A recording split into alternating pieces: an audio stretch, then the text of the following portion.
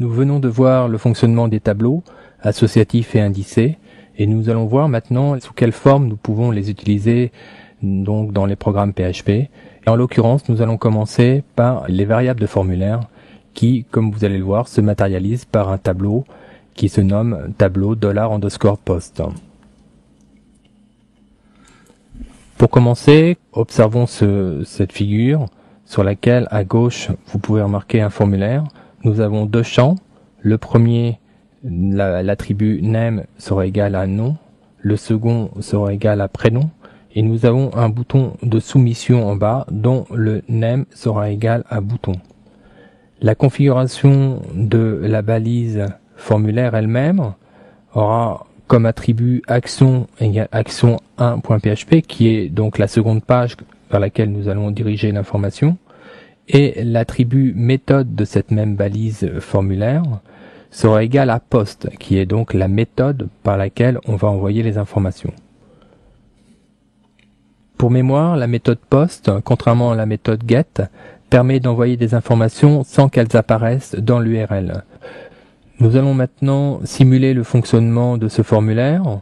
L'utilisateur devra donc au préalable remplir les deux champs. Donc là, en l'occurrence, nous avons mis dans le champ nom de France et dans le champ prénom Jean, et appuyer ensuite sur le bouton valider. Les informations vont ensuite transiter via la méthode post vers la page action 1 et seront ensuite disponibles dans un tableau qui se nommera $_post.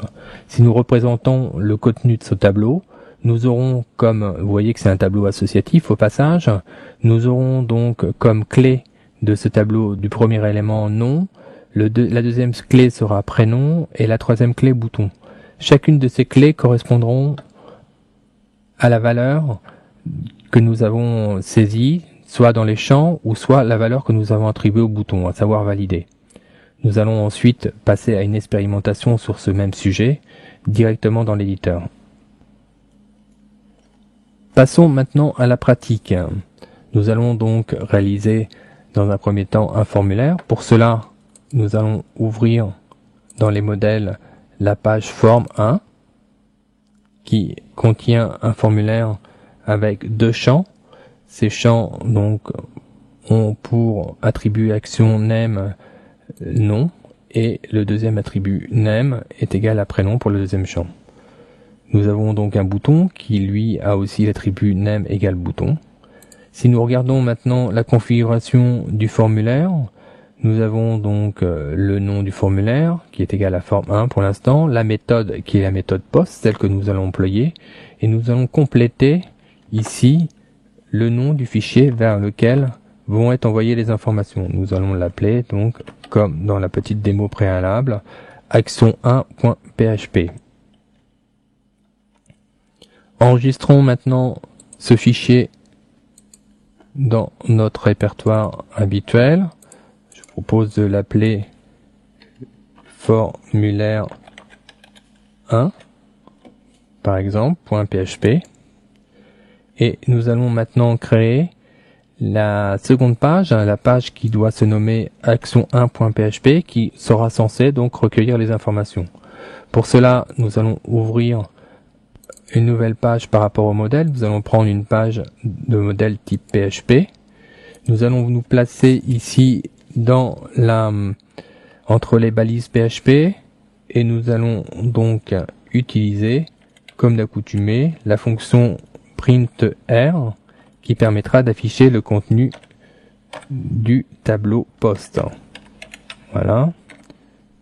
Nous allons encadrer cette même fonction par nos habituelles balises prêt,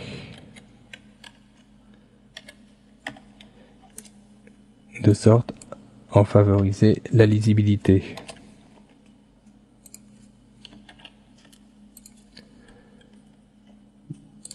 J'enregistre donc la page dans le même répertoire sous le nom action 1.php. Nous avons maintenant configuré les deux pages. Nous allons pouvoir tester notre système et voir le flux des informations passées donc du formulaire à la page Action 1. Pour cela, nous allons donc ouvrir le navigateur. Nous allons basculer sur le navigateur. Nous allons donc ouvrir la page du formulaire. Donc syntaxe formulaire 1. Nous obtenons donc le formulaire que nous venons de réaliser avec les deux champs nom et prénom. Nous allons remplir par exemple notre nom dedans et nous allons valider ce formulaire de sorte à le soumettre au fichier Action 1 que nous avons configuré dans les paramètres du formulaire. Nous voyons que dès que la page Action 1 s'affiche, le printer qui est dédié justement à l'affichage du tableau poste nous indique que toutes les informations ont bien été envoyées correctement, que les noms des champs ont bien été configurés puisqu'il s'agit bien de noms, de prénoms et de boutons, et que leurs valeurs correspondent bien à celles qui ont été saisies dans les champs et au nom qui est inscrit sur le bouton de soumission du formulaire.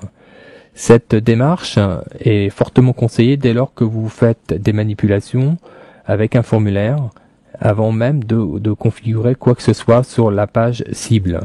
Ça vous permet déjà d'attester la bonne configuration du formulaire. Nous avons maintenant fini notre expérimentation. Nous allons revenir dans l'éditeur.